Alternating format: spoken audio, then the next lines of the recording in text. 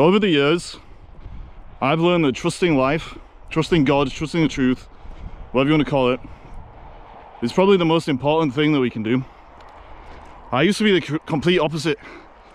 I used to be a human doing instead of a human being, trying to control everything because of my own unresolved shame and how I needed to control the external world so it didn't trigger that shame. But also, I was always in a huge rush to get somewhere. I was in a huge rush to feel good about myself. I was in a huge rush to build my business or to get deeper into intimacy in my relationships or whatever. I was just always in such a rush to be anywhere other than where I actually was. And one day I got sick of living like that. I realized I was banging my head against a brick wall. It wasn't getting any results. I was just filtering my life through my ego, which was driven by all kinds of unresolved emotional stuff. And so what I did, I trained myself to do nothing so that I could just let life start filling in some of the blanks instead of me constantly being in this frenetic mode of activity where life never got an opportunity to speak to me. Or more accurately, I never got an opportunity to listen to life, what it was saying. And so anyway, long story short, I learned that trust is always the way to go. Because if you can trust yourself to do your best, you trust life to do the rest, then you're going to work with life instead of against it. And that's what this video is about. How we can actually trust life. But more specifically, I'm going to focus on why trusting life doesn't work for a lot of people. So many people say, I'm putting my trust in the universe, in God, in whatever, and then they just stay stuck. Why is that? Well, hopefully I'm going to help you see why in this video. And by the end of it, you're going to know how to get back in the flow. I've met so many people over the years whose strategy for dealing with life is to say that they're going to trust life, they're going to trust God, they're going to trust the universe. And then you meet them again 6 months later, a year later, whatever it is, and they're exactly where they were when they first started talking about trusting God, trusting life. They're just as stuck. They're more miserable because they've lost hope because nothing's changed. But they're still just clinging on to this idea that they can just trust and everything's just going to magically work out without them having to change or grow or do any work. What's going on? Because I really believe that you can trust life. I know you can, because it's helped me to fill in a lot of blanks in my own life and to actually feel very grounded and more present than I've ever felt and to have an amazing life. So why does this not work for some people? Well, the obvious answer, the first answer, is that they don't take action. There's a bit of a myth out there, spiritual bullshit is what I call it, that you can just put your thoughts out to the universe and not take any action, not do anything at all, and then just snap your fingers and you'll magically get whatever you want. That's spiritual bullshit, because that's just spirituality filtered through the ego. The ego is the illusion of ultimate control, ultimate power, omniscience, omnipotence. We can get what we want, when we want it, on our own time, blah, blah, blah, blah, blah. That's not trust at all, believing that that's possible, because the ego is the opposite of reality. So that is one reason why trust doesn't work, because you've got the wrong idea about what trust is. It doesn't mean you're just always going to get what you want. But there's a deeper reason that I'm becoming more aware of, which is that we think we're trusting God, we think we're trusting life, but actually we're just trusting our own programming. And we're trusting a projection of our unresolved emotional stuff instead of the truth itself, instead of life itself, instead of God. That's what I want to talk about now. Trusting in the projection instead of the process, or instead of presence, instead of life, God, as it actually is one of the easiest mistakes to make. Because if you think about it, a lot of us, when we get to that stage where we're like, okay, now it's time to trust life, we've got there because we feel like there's something wrong with it, or that we're missing something. We feel like we have emotional wounds that are never going to heal. We've tried all sorts. We feel like we don't have the money that we want. We don't have the relationships that we want. We don't have whatever we want. And so we reach this point where we don't know what to do. So we say, okay, well, I suppose I'll just put it out to the universe. I'll just put it out to God. I've tried everything else. And so we end up in this situation where we're not going to life to ask it for what we want because we love life on its own terms, just for the joy of living, but to fill a void. And so when we get to that point, what we end up doing is we create a projection or an image based on our emotional needs and the things that we think are lacking of what God or life is. And then we put our trust in that projection.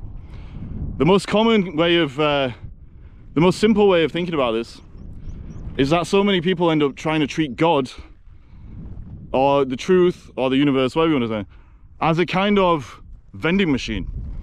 What that means is they have a certain understanding of what they want. They want more money, for example, a new partner, and they think if they can just kind of make it look like they're acting in such a way where they do trust because they're praying or they're writing in their gratitude journal or they're doing whatever, something, some performative thing that they think is going to make it look like they're trusting life, then they're going to press the magical buttons on the great mystical cosmic vending machine, and then they're going to get what they want. And so they end up trusting that. They're not trusting God, they're trusting a vending machine version of God that they've created in their minds because of their unresolved emotional stuff. And at first, this might give them a bit of hope. They might get hyped up and become really positive, thinking, yes, I have finally found the master key. I'm going to press the buttons on the great cosmic vending machine, and then I'm going to get what I want.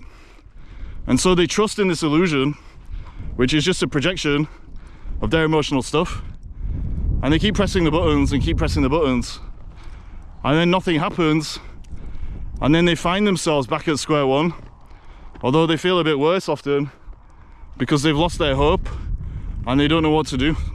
The great irony of all this, of trusting the projection, is that all you're actually doing is putting your trust in the patterns that are keeping you from yourself and life in the first place. And so you end up sending all that stuff out there, projecting it onto life, detaching from it so that you can't heal from it, and somehow doing these mental gymnastics where you convince yourself that it's gonna be the thing that saves you. Actually, the only thing that can save you is getting away from the projections by getting into the present. And that's actually what trusting God, trusting life means. You're not focused on the goals, you're not focused on what you want from the great cosmic vending machine. You're focused on the process of just putting yourself into life itself. We get so confused and make so many things in life seem like the ultimate things in life when they're just good things. We make these good things seem like ultimate things because of the void we have inside ourselves. But really, the only thing that we can ever really do if we want to grow and get to the point where we feel real is learn to make life, our relationship with life, the ultimate. Because when we do that, we don't get caught up in our minds and our projections and pressing the buttons on the great cosmic vending machine. Instead, we can kind of just keep growing and evolving and be curious as we approach life so that life can teach us instead of us forcing ourselves upon it. This is the swamp that you end up in if you only trust your projections instead of trusting the present. You just end up swimming around in your own goop, lost, repeating the same old patterns again and again, and then getting frustrated because you're just creating friction between yourself and life. There's going to turn to frustration and then misery. The other problem with putting your trust in the projection is that it means you're only really going to feel like you can trust life when things are going well and when life is meeting the emotional needs and the physical needs and the material needs that you've decided you need to have met so you can finally feel complete. But a lot of the time, all of those needs are to do with your ego and what your ego needs so that you can keep hiding from yourself. You can keep the shadow self in exile. When we trust the projection like that, then we're constantly expecting things to be good all the time. But trust, really trusting life, isn't about just trusting life when things are good. It's literally about loving life for being life, loving God for being God, loving the truth for being the truth when things are good or bad. Because you know ultimately that who you are in your realness is beyond the good times, it's beyond the bad times, and it's about the process of going deeper and deeper into wholeness. And so if you've created this projection that God, truth, life, whatever, is just supposed to meet all your emotional needs, is going to protect you and nurture you all the time, but you assume that that only means you can feel good all the time, then you're not going to be able to handle it when things go wrong, when they deviate from the plan that your ego has created for your life based on your unresolved shame, guilt and trauma. Trusting life means that you trust when it's bad as well. It means you can ride through that uncertainty of not knowing if things are going to work out, because you've put your trust in something higher, in something more real. And you know that your will for your life, based on the small version of you, the ego, is totally different to the will of your life from the point of view of God or truth. You have to trust that no matter what happens, even if it's bad in the short term, is part of the process of getting to where you need to be in the long term, which is deeper and deeper into wholeness and having a stronger foundation of truth on which to build your life, a stronger foundation of acceptance of the truth. And so when we create this projection that God is going to meet all our needs, then in many ways we're just setting ourselves up for failure, because in the short term things are always going to go wrong, things are always going to deviate from the plan, but that doesn't mean that God, the truth, isn't something that can be trusted. It just means you're in the process of letting go of something unreal. But if you're too attached to the projection, anytime things go badly, you're not going to trust, and you're just going to lose hope, and then you're going to never get where you need to be. I feel like I'm on another planet right now for some reason. These rocks are pretty moon-like, although there's no grass on the moon. I do understand that part. The short version of all the exciting things I'm saying about projection are that if you put your trust in the projection, instead of step back and try and find a way to put your trust in reality instead, then you're not trusting in God, you're not trusting in life, you're not trusting in the truth or the universe or whatever the word people use for the same thing. You're trusting in your ego, and that's never going to work, because your ego is the opposite of reality. And so instead of projecting all your stuff out there and being so desperate about getting your needs met before you can trust and feel good about things, it's about flipping the script, learning to feel good first and foremost, so that you don't distort your relationship with life. And I'll give you a 3-step process to do that in a second. But ultimately, the projection is the part of you that says, this is happening, this will happen, this is what life owes me, this is what life is all about. Stepping away from it is about becoming open instead of closed, and just constantly asking yourself, what is happening right now? What is reality teaching me on the way towards my vision? What am I being shown? What am I learning? And then instead of constantly forcing what you think you know onto life, then you can step back and step in and start flowing with life. It's a really subtle shift, but you can only really trust life by putting yourself in it. If you're observing it through the filter of a projection, you might call it trust, but you're going to keep hitting those brick walls that I was talking about at the start. Well, here's the trig point of bailed and more. That means I've achieved something today, a human doing, made it to the top. There's a crow flying around, bloody lovely. So if you're one of these people that feels like you're attempting to trust life, but you keep hitting a brick wall, you're not taking any real action, you're not getting where you want to be, nothing changes, then you need to put yourself back in the present instead of the projection. The 3 things that can really help you to start doing this all rhyme, which is very convenient. That means it must be the truth if it rhymes. That's how people normally try and sell these things. But anyway, you have to regulate, integrate, and accelerate.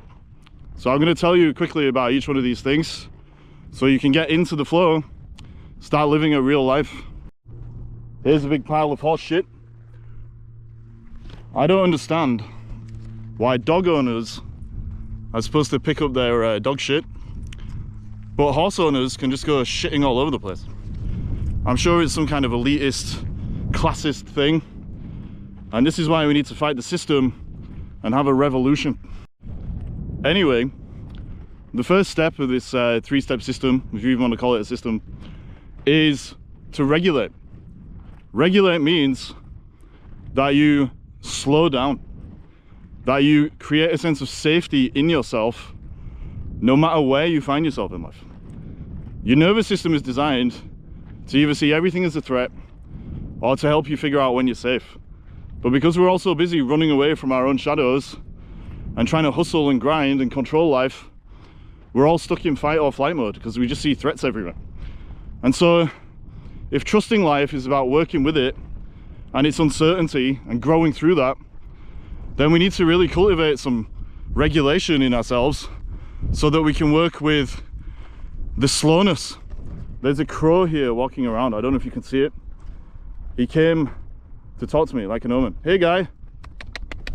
Nah, they always kind of disappear. Although this one's still hovering around. Anyway, sorry. You need to cultivate regulation within yourself. Slow your nervous system down so that you feel good and feel relaxed. You can be in touch with the real version of yourself, but also so that you can manage life's uncertainty without freaking out and projecting into it. One of the main reasons we project instead of being present is because we don't feel safe in the uncertainty. And so if you regulate first and foremost, then you're going to be able to work with life even though you don't know everything about life. Then you can step away from the ego and the need to control everything, to be omniscient and omnipotent, and actually learn by doing instead of thinking that you got it all sussed out because you know what you want at the level of the ego and you're going to trust in that over the truth. The next step after regulation is integration. Integration just means that you start facing some of your unresolved emotional stuff.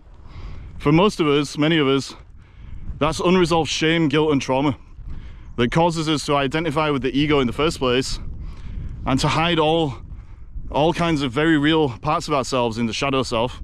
The ego and the shadow self are in a constant kind of dance, the shadow dance, and the ego wants to keep all that real stuff at bay. When we don't integrate our emotions, which just means face things from the past, allow them to become part of our experience in the present instead of resisting them, which makes them stronger.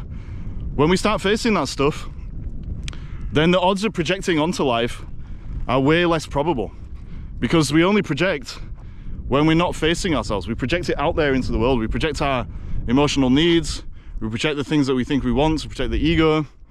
And so if you face your emotions and integrate, and there are many things you can do, like somatic work, yin yoga, journaling, talking to people, whatever it is, anything you can do to get those emotions moving again so that you don't need to project and put yourself in the flow of life and be present is going to be a good thing.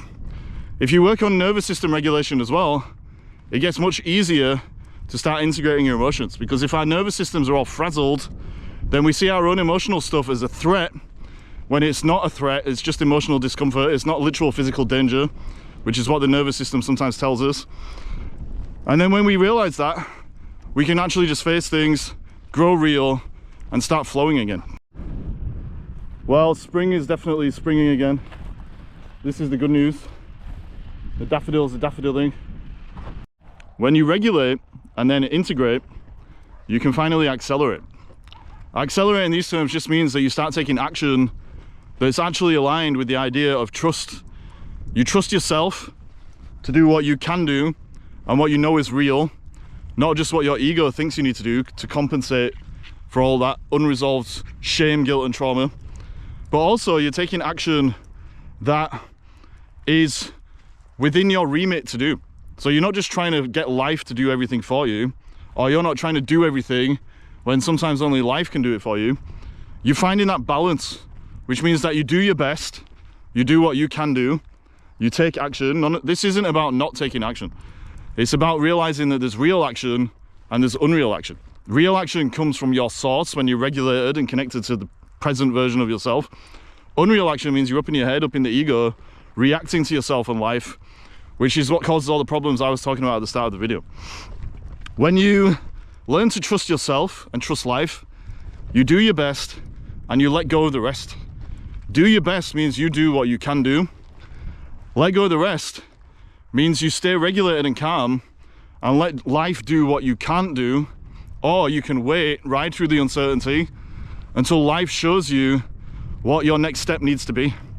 It's about remaining open and responsive when we can't control everything, when things aren't going to plan, they're not going at the pace that we think they need to go at, but we find patience and presence in the process, and we trust no matter what, like I said, good or bad, we stay real, and then life gets more real. That's what real trust is all about. It's not about projecting your needs onto the world. It's about finding what you need no matter what happens, because you're grounded in your realness. You know you can handle whatever happens, and you know that eventually life is going to bring you back on track anyway if you stay open and respond to it, instead of constantly trying to force your will upon life because of the ego and its attempts to keep the shadow self at bay.